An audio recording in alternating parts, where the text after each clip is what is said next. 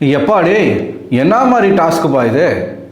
ரொம்ப உங்களுடைய மூளையெல்லாம் உட்காந்து கசக்கி புழிஞ்சு ரூம் போட்டு யோசித்து இது வரைக்கும் எந்த பிக் பாஸ்லேயும் கொடுக்காத மிகவும் ரொம்ப ரொம்ப டஃப்பான ஒரு டாஸ்க்கு வந்து கொடுத்துருக்குறாங்க இந்த வாரம். ஏற்கனவே அவன் சும்மா நடிப்பானுங்க, 5 ரூபாய்க்கு நடிக்க சொன்னால் 5000 ரூபாய்க்கு நடிப்பானுங்க. இப்போ நீங்கள் ஒவ்வொருத்தருக்கும் ஒரு கேரக்டர் வேறு கொடுத்துருக்கீங்க. இப்போ 5 லட்ச ரூபாய்க்கு நடிப்பாங்க. ஆனால் கடைசி வரைக்கும் அந்த கேரக்டருக்கான ஜஸ்டிஃபிகேஷன் அவங்க கிட்ட இருக்குமான்னு கேட்டால் இருக்கவே இருக்காது. இதுதான் வார வாரம் அவங்க பண்ணிக்கிட்டு இருக்காங்க. வார வாரம் நம்மளும் பேசிக்கிட்டே இருக்கோம். இங்கே என்னடானா கரண்ட்டு கட்டு மானாவரியாக கரண்ட்டு கட் ஆகுது. 1 மணி நேரத்துக்கு ஒரு வாட்டி கரண்ட்டு கட் ஆகுது. ஏன்னா சென்னையில் விடாத மழை, கன மழை. அதுலேயும் இந்த வட சென்னையில் என்ன பிரச்சனை அப்படின்னு பார்த்தீங்கன்னா, இந்த கரண்ட்டு கம்பி ஒயரு இதெல்லாம் வந்து ரொம்ப வீக்காக இருக்கும். மற்ற இடங்களை நீங்கள் தென் சென்னை மத்திய சென்னையெல்லாம் கம்பேர் பண்ணிங்கன்னா வட சென்னையெல்லாம் இருக்கிறவங்களாம் இழிச்சவாங்க. அதனால் இங்கே எல்லாமே வந்து கொஞ்சம் மலிவாக தான் இருக்கும். மலிவானா ரொம்ப வீக்காக இருக்கும். அதனால் கொஞ்சம் காற்றடித்தாலும் சரி மழை பெஞ்சாலும் சரி அங்கங்கே கரண்ட்டு கம்பிலாம் அருந்து விழுந்து மின்சாரம் தாக்கி உயிரிழப்புகள் நடக்கிறதுக்கான வாய்ப்புகள் இருக்குது. அதனால் இவங்க முன்னெச்சரிக்கையாக என்ன பண்ணிடுறாங்க, மழை கொஞ்சம் இப்போ நான் பேசிகிட்டு இருக்கேன் இல்லையா, இந்த செகண்ட் வரைக்கும் மழை பெஞ்சிக்கிட்டே இருக்குது. ஒரு 2 மணி நேரமாக தொடர்ச்சியாக மழை, நம்ம ஏரியாவில் தொடர்ச்சியாக மழை. ஸோ அதனால் கரண்ட் அடிக்கடி கட் பண்ணுறாங்க. இருக்கிற டிரான்ஸ்ஃபார்மர்லாம் வெடிக்குது, எரிஞ்சு போகுது. அந்த மாதிரியான சம்பவங்கள்லாம் நடக்குது. நேற்றுக்கு நான் எங்கள் கடை, நம்ம ப்ளே ஸ்டேஷன் கடை இருக்கிற இடத்துல டிரான்ஸ்ஃபார்மர் வெடிச்சிருச்சு. இன்றைக்கி நம்ம வசிக்கக்கூடிய பகுதியில் இருக்கக்கூடிய ஒரு டிரான்ஸ்ஃபார்மர் வெடிக்குது. இவ்வளோ அக்கப்போருக்கும் மத்தியில் தான் நம்ம வீடியோ போட்டுக்கிட்டு இருக்கோம். அப்படிங்கிறத சொல்கிறதுக்காகத்தான் இதை நான் இங்கே பதிவு செய்கிறேன். அதனால் தயவுசெய்து இந்த வீடியோவுக்கு ஒரு லைக்கையும், நம்ம சேனலை சப்ஸ்கிரைப் பண்ணாமல் பார்த்தீங்கன்னா ஒரு சப்ஸ்கிரைபையும் பண்ணி விட்டிங்கன்னா நல்லாயிருக்கும். உங்களுக்கே தெரியும் நம்ம சேனல் வந்து, நம்ம சேனலில் இப்போ பிக் பாஸ் பண்ணக்கூடிய எல்லாருக்குமே வியூஸ் வந்து கொஞ்சம் டல்லு தான். சில சேனல்ஸ்க்கு மட்டும் ஓடுது, எப்படி ஓடுதுன்னு தெரியலை. அதனால் நீங்கள் கொஞ்சம் இந்த சின்ன சின்ன சேனலுக்கெலாம் வந்து சப்ஸ்கிரைப் பண்ணி லைக் பண்ணி சப்போர்ட் பண்ணால் மட்டும்தான் எங்களாலேயும் கொஞ்சம் வளர முடியும். நான் எனக்கு மட்டும் சப்ஸ்கிரைப் பண்ண சொல்லலாம். பிக் பாஸ் ரிவ்யூ பண்ணுற எல்லாருமே கஷ்டப்பட்டு தான் ரிவ்யூ பண்ணுறாங்க. தூக்கம் இல்லாமல், வெளியே எங்கேயும் போக முடியாமல், எந்த விதமான ஹாப்பினஸும் இல்லாமல் ரொம்ப பிரச்சனையாக தான் இருக்குது. ஸோ சப்ஸ்கிரைப் பண்ணுங்கள், லைக் பண்ணுங்கள். இந்த டாஸ்கில் பார்த்தீங்கன்னா ஒவ்வொருத்தருக்கும் ஒவ்வொரு கேரக்டர் கொடுத்துருக்குறாங்க. கேரக்டர் எல்லாமே இன்ட்ரெஸ்டிங்கான கேரக்டர் தான். ஆனால் அந்த கேரக்டர் அவங்க எப்படி பண்ண போகிறாங்க அப்படிங்கிறதான் தெரியல. இதை வச்சு 4 நாள் எப்படி இந்த டாஸ்க்கை ஓட்ட போகிறாங்க அப்படிங்கிறதும் புரியலை. முதல்ல யார் யாருக்கு என்னென்ன கேரக்டர் அப்படின்னு பார்த்துருவோம். சபரி அவர்களுக்கு வந்து குணா கமல் அவர்களுடைய கேரக்டர் கொடுக்கப்பட்டிருக்கு. அதுக்கப்புறமா விக்கில்ஸ்க்கு வந்து எம்ஆர் ராதா லெஜெண்ட் அவருடைய கேரக்டர் வந்து கொடுக்கப்பட்டிருக்கு. அவர் வந்து அதை எப்படி சிறப்பாக செய்கிறாருன்றதை பார்ப்போம். ஆனால் எம்ஆர் ராதா மாதிரி இல்லை, ஏதோ ஒரு ராதா மாதிரி அவர் பண்ணுறாரு. நெக்ஸ்ட்டு கானா வினோத்துக்கு வந்து டிஆர். ஸோ டிஆர் வந்து எதுக்கு ஃபேமஸ்னால் punch dialogue, rhyming words. So Gana Vinoth அவரால் முடிஞ்ச விஷயங்கள் அவர் பண்ணிக்கிட்டு இருக்கார் ஒரு பக்கம். ஆனால் அது டிஆர் மாதிரி இல்லை. அதான் சொல்கிறேன்ல, அந்த கேரக்டருக்கான ஒரு ஜஸ்டிஃபிகேஷன் கிடைக்காது. நெக்ஸ்ட்டு பார்த்தீங்கன்னா நம்ம அமித் அவர்களுக்கு வந்து கர்ணன் தர்பீஸ் இல்லாமல் போயிட்டாப்பில். இந்நேரத்தில் தர்பீஸ் இல்லைனாலும் தர்பீஸ் பேரை வச்சு தான் இந்த டாஸ்கே நடக்குது. தர்பீஸ் அரசாங்கம். ஓகே, எமி ஜாக்சன் கேரக்டர் வந்து நம்ம சாண்ட்ரா அவர்கள், அதாவது மദ്രാஸ் பட்டினம் எமி ஜாக்சன், அந்த கேரக்டர் வந்து சாண்ட்ரா அவர்கள் பண்ணுறாங்க. பிரஜித் இண்டியன் அந்த கேரக்டர் தான் நினைக்கிறேன் அவருக்கு. ஸோ அந்த கேரக்டர் வந்து அவர் ஒரு பண்ணிக்கிட்டு இருக்காப்பில். கமருதீன் வந்து ரெமோ சிவகார்த்திகேயன், எஃப்ஜே வந்து வல்லவன் கேரக்டரு. அதுக்கப்புறமா சுபிக்ஷா வந்து திருவிளையாடல் படமா அதான் நினைக்கிறேன், அந்த படத்தில் வர சொக்கா கேரக்டரு. நாகேஷ் அவர்களுடைய ஒரு கேரக்டர், அவரும் ஒரு லெஜெண்ட். எப்படி எம்ஆர் ராதா ஒரு லெஜெண்ட்டோ அதே மாதிரி நம்ம நாகேஷ் அவர்களும் ஒரு லெஜெண்ட்டு. சுபிக்ஷா எந்த அளவுக்கு அதை பர்ஃபார்ம் பண்ணுறாங்க அப்படிங்கிறத நம்ம பொறுத்திருந்து தான் பார்க்கணும். அடுத்து பார்த்திங்கன்னா தேவயானி, அதாவது பஞ்சதந்திரத்தில் வரக்கூடிய தேவயானி ரோல் வந்து ரம்யா. சம்மந்தமே இல்லாமல் கொடுக்குறீங்களா அந்த பொண்ணுக்கு? ஒரு நைட்டி போட்டு சுற்றிக்கிட்டு இருக்கிறான் அந்த வீட்டுக்குள்ளே. அந்த கேரக்டரில் என்ன இருக்குது? ஓ, ரம்யா எதுவுமே பண்ண மாட்டாங்க அப்படிங்கிறதுக்காகத்தான் அந்த கேரக்டர் கொடுத்தீங்களா? எவ்வளோ பெரிய மாத்திரை, அது ஒன்று மட்டும்தான் அந்த படத்தில் வரக்கூடிய ஒரு நல்ல டைலாக். அதை கூட ரம்யா பேசுறது இல்லை. ஓகே, சொல்கிறதுக்கு ஒன்றும் இல்லை. நெக்ஸ்ட்டு பார்த்தீங்கன்னா கோவை சரளா கேரக்டர் வந்து நம்ம பார்வதி அவர்கள். கமலஹாசன் படத்தில் வந்து கமலஹாசனுக்கு ஜோடியாக கோவை சரளா ஒரு படத்தில் நடிச்சிருப்பாங்க. அந்த கேரக்டர் வந்து பார்வதிக்கு கொடுத்துருக்குறாங்க.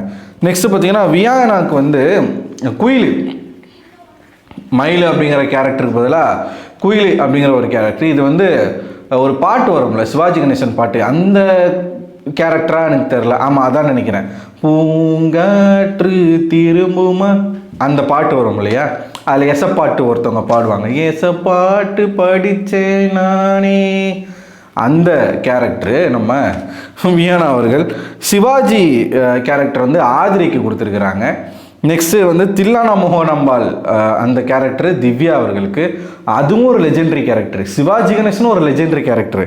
அடுத்து வந்து அந்த படத்துலேயே வந்து அந்த படம்ல சிவாஜி கூட சாவித்ரின்னு நினைக்கிறேன், தெரில சாவித்ரியா இல்லை கோபால்னு சொல்லுவாங்களே, ஓகே பேர் எனக்கு சரியாக தெரில.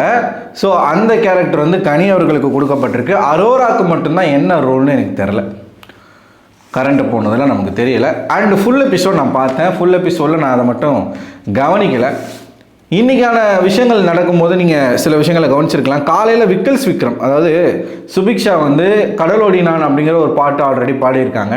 மறுபடியும் கடலரசன் ஏதோ ஒரு பாட்டு, கடலை பற்றின ஒரு பாட்டு. நேற்றுல இருந்து விக்கல்ஸ் எப்படின்னா தன் கூட இருக்கிறவங்க தன்னை விட ஓவராக பெர்ஃபார்ம் பண்ணக்கூடாது. அப்படி அவங்க ஓவர் பர்ஃபார்மன்ஸ் பண்ணிட்டாங்க அப்படின்னா அவங்களுக்கு அந்த ஸ்பாட்லைட் போயிடும். அதை விக்கல்ஸ் வந்து விரும்புறதில்லை. ஸ்பாட்லைட் அப்படின்னா அது விக்கல்ஸ்க்கு மட்டும்தான் இருக்கணும். விக்கல்ஸை தாண்டி யாருமே பெர்ஃபார்ம் பண்ணக்கூடாது, விக்கல்ஸை சுற்றி இருக்கக்கூடிய ஆட்கள்.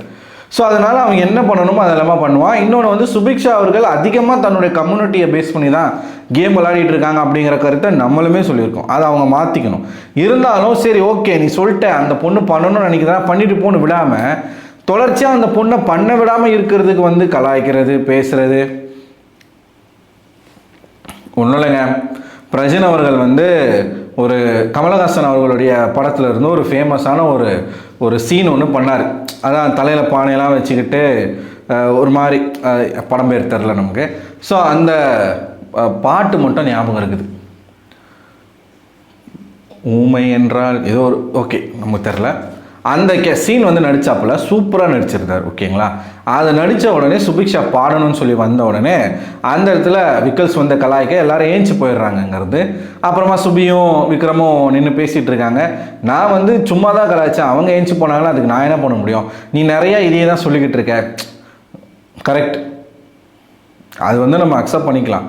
கானா வினோத்துமே சொல்கிறாரு, நீ கடல் சம்மந்தமான விஷயங்களை இதோட பண்ணாத, நீ அதை பற்றி மட்டுமே பேசிக்கிட்டு இருக்க, அதை தாண்டி இன்னும் சமுதாய பிரச்சனைகள் நிறையா இருக்குது அப்படின்னு வந்து சொல்கிறாரு. அதை பற்றியும் பேசுன்றாங்க.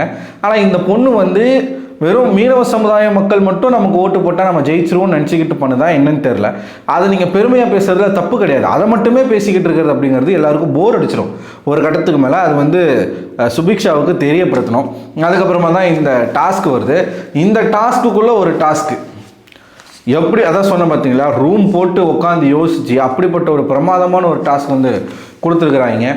2 டீமாக பிரிச்சிட்டாங்க. 2 டீம், அதாவது பேசிக்காகவே 2 டீமுக்குமே வந்து ஜுவல்ஸ் கொடுத்துருக்குறாங்க. 2 நெக்லஸ் இருக்குது. இந்த டீமுக்கு ஒரு நெக்லஸ், அந்த டீமுக்கு ஒரு நெக்லஸ். இதை பாதுகாக்கணும், 24/7 பாதுகாக்கணும். யாருடைய நெக்லஸ் வந்து திருடு போகுதோ அதை அவங்க கண்டுபிடிக்கலாம். கண்டுபிடிக்காத பட்சத்தில் அந்த டீம் டைரெக்டாக நாமினேஷன் ஆயிடுவாங்க. அடுத்த வாரத்துக்கான நாமினேஷனுக்கு அந்த டீம் டைரெக்டாக போயிடும்.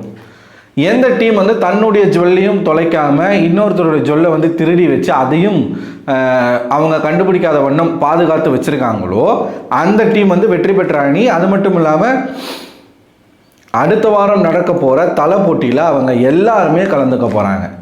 சரி, இப்போ 2 பேருமே அவங்களோட நகையை பாதுகாத்து வச்சுக்கிட்டாங்களா அப்படின்னு கேட்டிங்கன்னா அதுக்கு பிக் பாஸ் வந்து அப்புறமா சொல்கிறேன்னு சொன்னாருன்னு நினைக்கிறேன்.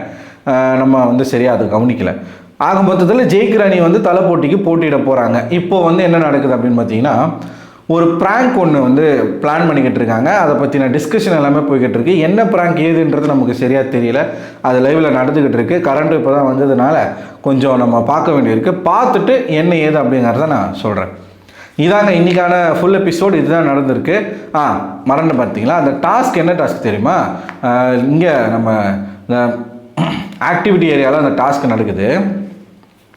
ஒவ்வொரு டீமில் வந்து ஒவ்வொருத்தர் வரணும். அங்கே ஒரு டேபிள் வச்சுருக்காங்க. அந்த டேபிளில் வந்து ஒரு ரெட் கிளாத்தை போட்டு மூடி வச்சுருக்காங்க. என்னடா உள்ளே இருக்குன்னு பார்த்தா காய்கறிங்க. என்ன பண்ணணும் அப்படின்னா கண்ணை கட்டிக்கிட்டு இவர் வந்து பிக் பாஸ் வந்து எந்த காய் அப்படின்னு காயோ கனியோ பேரை சொல்லுவார், அதை கண்ணை மூடிக்கிட்டே கண்டுபிடிக்கணும். எவ்வளோ பெரிய டாஸ்கில் எவ்வளோ அழகாக யோசிச்சிருக்காங்க பாருங்கள். எந்த அளவுக்கு அவங்களோட மூளையை பயன்படுத்தி இருந்தால் இந்த மாதிரி ஒரு டஃப்பான ரொம்ப ரொம்ப சுவாரஸ்யமான ஒரு டாஸ்க்கை வந்து கொடுத்துருப்பாங்க. அந்த டாஸ்க்லாம் பார்த்தோன்னே நான் வந்து எனக்கு அப்படியே மெய் மறந்துட்டு புல்லரிச்சு போச்சு. இவ்வளோ க்ரியேட்டிவிட்டியா அவங்கக்கிட்ட, ஓ மை காட், நான் இதை வந்து எக்ஸ்பெக்டே பண்ணலையே அப்படின்ற மாதிரி தான் இருந்துச்சு. வாயில் நல்லா வருது, கேட்க தான் முடியல நம்மளால். ஏங்க இதெல்லாம் ஒரு டாஸ்க்காங்க, காய்கறியை கண்டுபிடிக்கிறது. இதுக்கு ஒரு ஜட்ஜி வேறு, இந்த டீமில் வந்து ஒரு ஜட்ஜு, அந்த டீமில் வந்து ஒரு ஜட்ஜி. பார்வதி வந்து அவங்க டீம் ஜட்ஜு, அந்த சைடு விக்ரம் ஜட்ஜு. அதுக்கப்புறமா பார்வதி சரியாக ஜட்ஜ்மெண்ட் பண்ணலை அப்படின்னு சொல்லி பார்வதியை மாற்றிட்டு இவங்க எமி ஜாக்சன், சாண்ட்ரா அவர்கள் வந்து ஜட்ஜாக வராங்க. இது ஒரு டாஸ்க்கு, இதுக்கு ஒரு கேமு, இது உட்காந்து பார்க்குறதுக்கு big boss. So Parvathi team தான் அந்த டாஸ்கில் வின் பண்ணியிருக்காங்க. இப்போ வெளியில் ப்ராங்குக்கான விஷயங்கள் பேசிக்கிட்டு இருக்காங்க. என்ன ஏதுன்றதை நான் அடுத்த வீடியோவில் சொல்கிறேன். ஸோ ஓவராலாக இன்றைக்கி நடந்தது இவ்வளவு தான். நீங்கள் என்ன நினைக்கிறீங்க? எனக்கு தெரிஞ்சு இந்த வாரமும் போரிங்காக தான் போகுது. இது என்னமோ எனக்கு தெரிஞ்சு பிளான் பண்ணி நீங்கள் வந்து டிஆர்பியை குறைக்கிறாங்களோ, ஷோவை வந்து பிளான் பண்ணி வந்து இப்போ பாருங்களேன், ஷோ நல்லா இல்லாத ஒரே காரணத்தினால தான் எந்த ரிவ்யூவர்ஸ்க்குமே வீடியோ ஓடலை. ஏன் இப்படி பண்ணுறாங்க அப்படிங்கிறது எனக்கு என்னமோ அடுத்த சீசன் வந்து விஜய் டிவிக்கு வராதோ, அது கலர்ஸ் டிவிக்கு போக போகுது போல். அதனால் டிஆர்பி எந்த அளவுக்கு குறைக்க முடியுமோ அந்த அளவுக்கு குறைச்சி இந்த ஷோ மூடணும் அப்படின்னு நினைக்கிறாங்களா என்னன்னு தெரில. ஸோ நீங்கள் என்ன நினைக்கிறீங்க? உங்கள் கருத்துக்களை மறக்காமல் கமெண்ட் பாக்ஸில் கமெண்ட் பண்ணுங்கள். அடுத்த ஒரு வீடியோவில் உங்களை சந்திக்கிறேன். அது ஒரு உங்களிடம் வருது. விடைபெறுவது நான் அரவிந்தன்.